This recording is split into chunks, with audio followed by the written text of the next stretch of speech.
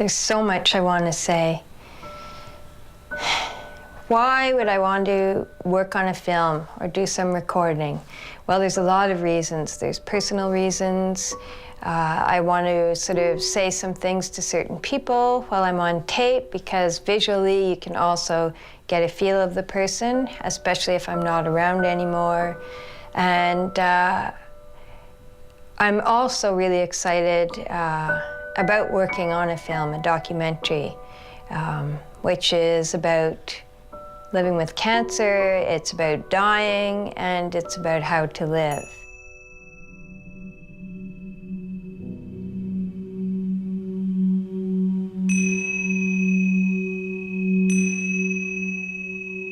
Many people come into our lives as we go along.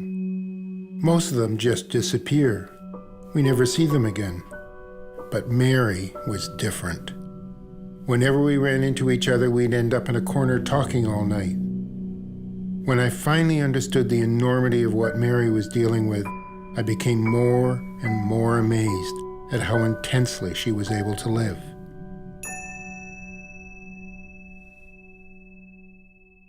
Loss of control is one of the first things that hits you when you get a cancer diagnosis. All of a sudden, your entire life has changed, and it's never going to be the same again. My fear grew exponentially. I had fear and confusion, and I had to somehow find a way to control the fear and to get clarity rather than confusion. As Mary was a visual artist, she wanted to keep a video diary of her journey. Since I was a filmmaker, I lent her a camera.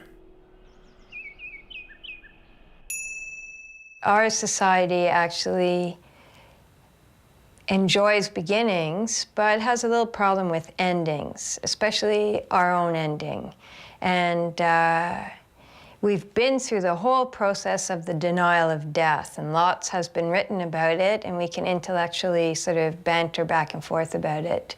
But now I feel we're entering into an era of the demystification of death. This is 10 years later since her diagnosis, or 11, I think, this year.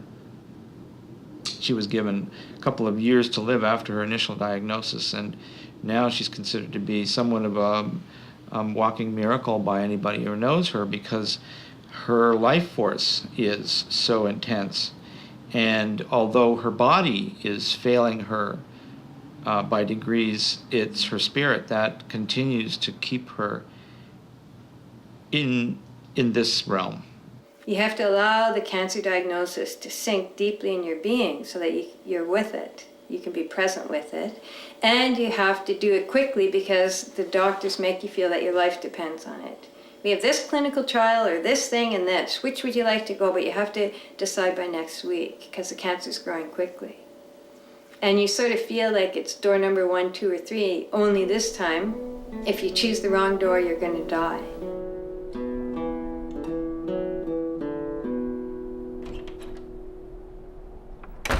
And when Mary was first diagnosed was, in a sense, the beginning of a much longer process of investigation about things.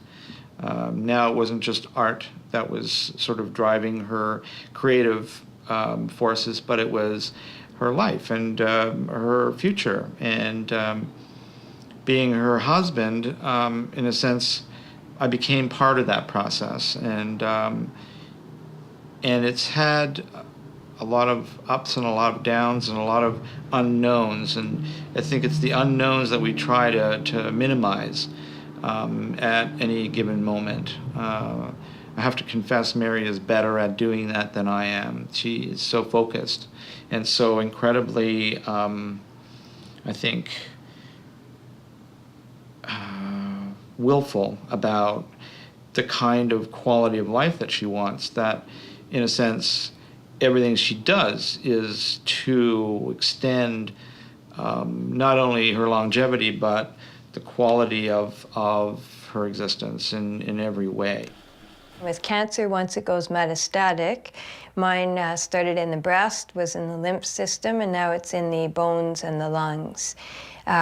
So it can act up at any time and cause all kinds of things. to happen, all of which are scary, but there's no known cure. So I'm pronounced palliative and sort of left to swim in the palliative waters. And in the palliative waters, sharks can manifest as friends, because friends don't know how to deal with someone who's palliative. Either they're in the grief process because they think you're dying, so they've already got you buried in the ground before they've entertained the idea of what kind of casket you want, and maybe would you like to paint your own?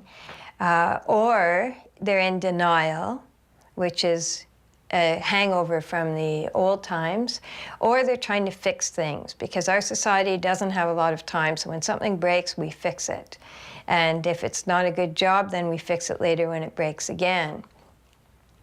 But it's time to slow down, and it's time to really look at issues that are important to us and look at how we live our life. And in terms of being palliative, it's a condition that forces you to do that, because you might die at any minute. You can't put off your living will. You can't put off thinking about how you want your funeral to be. And I put it off quite long, even after I was palliative, which was 2.5 years ago now. Mary's older sister Kate organized a sister spa weekend. Okay, cheers! Cheers! Cheers! Here's to us. Here's to us. Here's to sisters. Here's to life. Here's to life.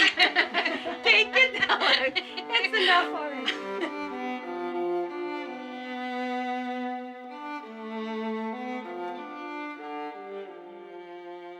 Mary and I have talked a lot about death and dying, and she looks at it with a really great attitude. I mean, we were coming here to the spa for a sisters girls getaway, 2 days, 3 days, and she was saying, oh gee, we can bring books, like I've got a great one, Kate, How to Plan Your Funeral with Ease. We can sit around and read these things. I thought, oh, that sounds like fun. But you know, I think it is good to be able to laugh about those things and talk about them and think about them. It's the Dead Good Funerals book, and it's dead good. My funeral is going to be, I think, quite unique. I've been planning it, and I keep thinking I'm dying, so the list keeps getting longer and longer and longer, what I'm going to be doing.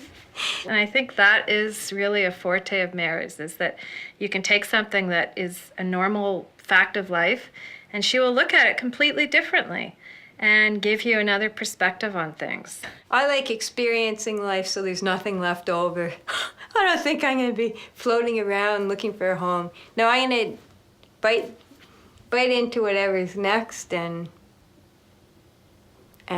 not the things I'll leave behind are all the actions that I've done, but I'm jumping right into the next life. Her experiences with the healthcare system after her diagnosis was confirmed, and she was now going to the Princess Margaret hospitals of the world, was she was never, ever happy with the cold clinical approach. And she would come to me and complain. And Mary's way of complaining was that she would make fun. She would make fun of these guys and the way that they would share with her their more grim news about her condition. And she clearly resented it. An oncologist once came to see me. He said, your cancer has spread to so many places that you could have as little as half an hour to live. Any questions? I had a friend with me. Her jaw dropped. Yes, I said. Do you think I should become a blonde? Mary always said that she thought of herself as a healthy person, that had cancer, because I think that's the way she held the context for herself, which is, and I think is totally appropriate, is that she saw herself as a healthy person who happened to have cancer. And the reverse of that, which was certainly not true for Mary, was that she could have also been a person who, where the cancer had her, and Mary was never willing to play it that way. As you know, everyone gets born alone and we die alone, and no one else can, come with us. So it's a tough thing to deal with. And I think part of my cancer process is being able to accept my own death. And right now, when it stares you in the face like this, it's our human tendency to push it away. You know, we want permanence, and life's impermanent. Everything that's born dies. But I don't want to die right now, so I'm pushing it away. And I think that energy going to fight this fear of my own death is actually causing just stress and panic. And I was in tears. I mean, I could cry right now because I was up just wondering, you know, what's it going to be like? What's my death going to be like? And I think a lot of us fear how we're going to die. Those of us that are ill and have experienced some symptoms fear how we're going to die just as more than we fear the actual, you know, being blotted out. So it's really scary, tough, and somehow I have to live through it because we all get our lives and we have to manage our way through them. But it's not easy. It's really, really difficult, and I'm almost at my wit's end.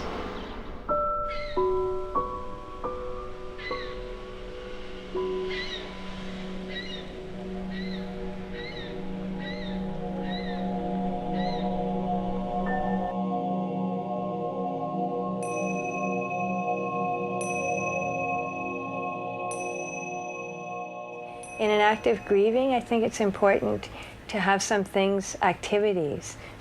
I guess it's the teacher in me. Not that I'm going to make it like a summer camp or anything, but people can decorate and turn my casket into an art piece. And I'm going to print my own shroud, so I'll be in there in a little shroud before we all go to the crematorium. And I'm thinking along those lines of making it a creative ritual.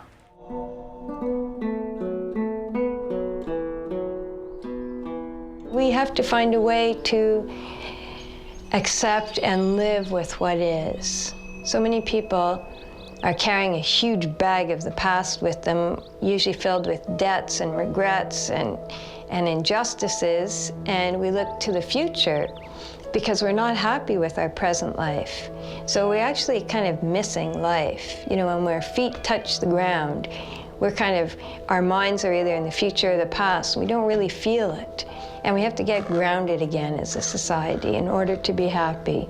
We have to feel a sense of community again.